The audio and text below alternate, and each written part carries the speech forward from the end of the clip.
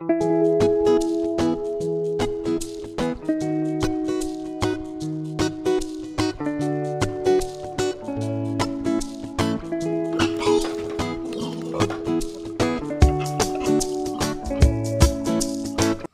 mga ka-farmer, welcome back po sa aking channel at magandang araw po sa ating lahat. Ngayon po ay mayroon tayong vitamins, dalawang klase po ito. Ito pong isa ay vitamin B, Belamil po ito. Yung isa po ay Biton, vitamin A, D, E naman. So ito pong Belamil, ito po ay kilalang kilala ng mga nag-aalaga ng hayop, lalo na yung nag-aalaga ng baboy at saka manok. Ito pong Belamil ay maganda po ito sa mga alaga natin na tumatamlay o ayaw magkakain, ayaw magkikilos. Yung mga alaga natin na yung bagong biniyahe, ayaw kumain dahil naninibago. Ito po ay nakakatulong pang tanggal ng stress sa kanila. At ang vitamin B po ay meron pong liver extract. Yan, nakalagay naman po sa unahan.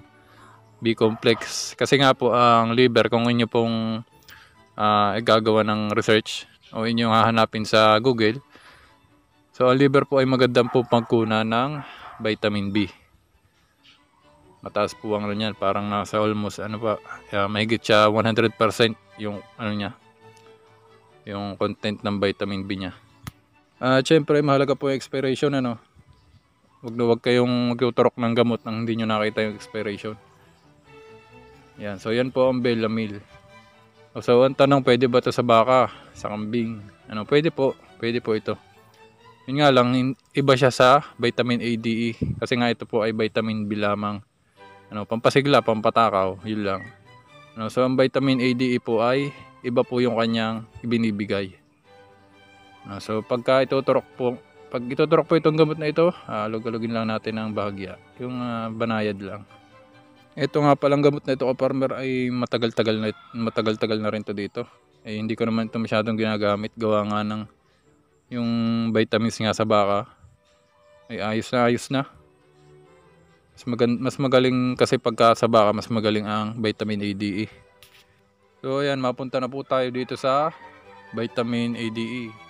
Ito pong Biton, vitamin A, D, E po ito. Wala lang nakalagay.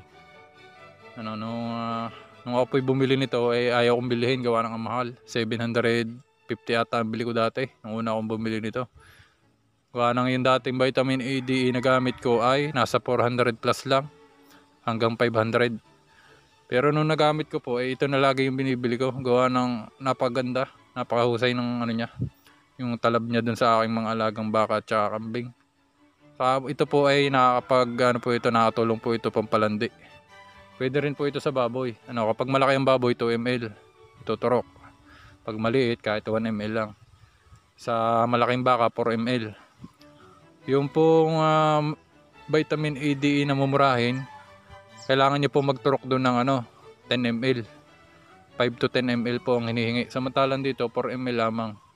So kung kukumputin nyo, kung bibili kayo ng dalawang 100 ml na vitamin A, D, E, kukumpara natin dito, yung vitamin A, D, E na mumurahin, 10 baka lang yung matuturokan nyo.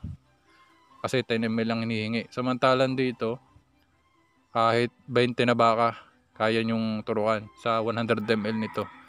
So ang laki ng natipid nyo dito, kahit mamahalin siya. At saka yung epekto niya ay kitang-kita. Dahil ang vitamin A, D, E na kagaya nito, naiibigay niya yung sustansya na para sa buto ng ating mga alaga. Sa baka, importante yan. Yung mabilis na pagtaas at paghaba ng katawan. Saka yung fertility. Kung sa mga inahin, ayaw maglandi, makakatulong po ito. Sa balahibo nila, pampakinis ng balahibo, pampakinis ng balat. Saka yung kanilang resistensya po, lalakas po ang resistensya. Buhat nung nagturo kami nito, ka-farmer, ay wala na kaming nilagnat na baka. Hindi na rin sila inuubo. Samantalang dati nung hindi kami nagtuturok nito, kada taon may nilalagnat kaming baka. Pagka ang baka pa noon, pag hindi makabangon ay nakakatakot. So napakalaking tulong nitong gantong klase ng vitamins. At kung gagamitin nyo ito sa baboy, pwede po ito.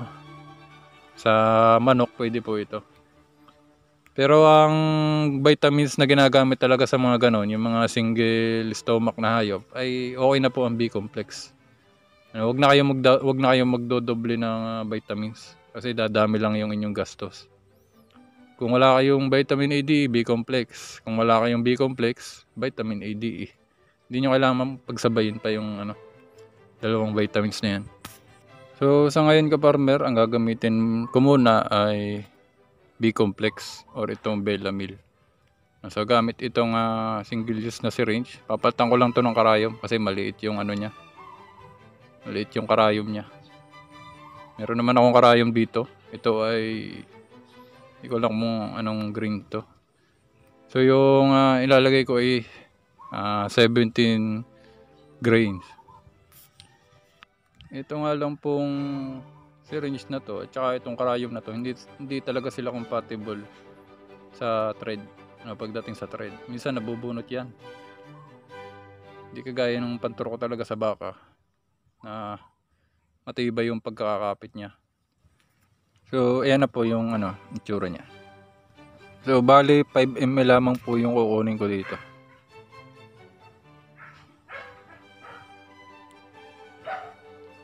So ayan ka-farmer, 5 ml. Dapat walang bubbles yung gamot. Ito po yung inahin ng nanay tatay na ayaw kumain, matamlay. Ang dami na pong nawalang baboy dito sa amin ka-farmer. Mga nagkasakit, napabenta, mga nalugi sa pagbababoy. So atin pong tuturukan na.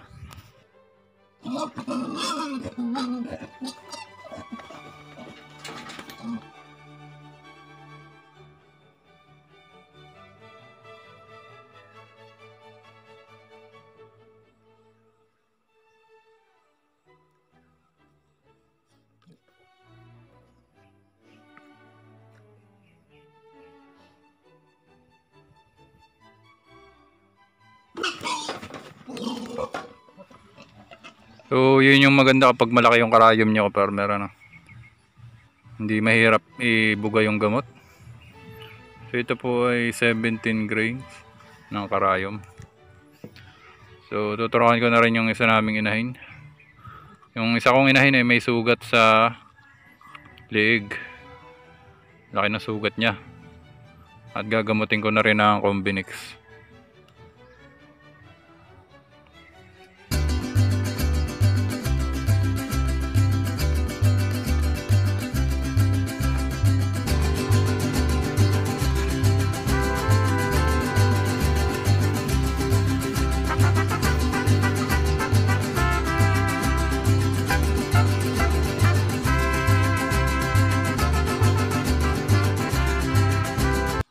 So yun ka-farmer ang ating paggagamot doon sa malaking sugat niya.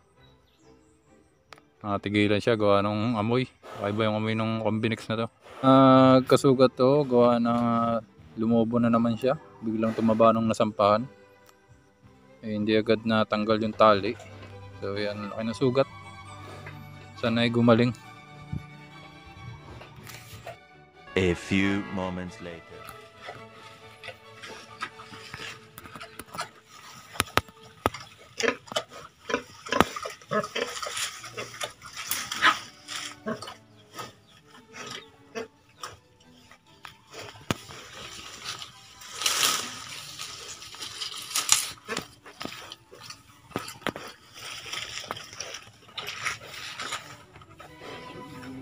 Talagang malubhang sakit na yun na hindi kakain. Tindukan ko na rin. Sabi nga na yung ina yun.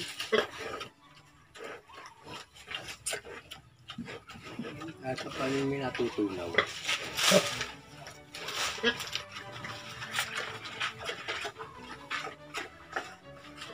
Hindi mamahal na ulit ang baboy. Baka 140 na kilo. Ng patiner. Mamahal na ulit ang baboy sa Pasko. Pag wala na ka nag-alagaan, hindi kang mag-cash yan, kaagawan. So ayan ka-farmer, kahit paano ay kumakain kayo na siya. At okay na. So yung binigay ko naman ay vitamins lang yun. Hindi naman talaga gamot na matatawag yun. So kaya lang tayo nagbigay nun para tumakaw siya at saka sumigla. Gawa nga ng nananamlay. Para kahit paano ay makakain-kain. So malaking tulong yun sa hayop. So paano mga farmer, hanggang dito na lang. Sana ay may natutunan ulit kayo. Mag-iingat po kayo. Happy farming po at God bless po sa ating lahat.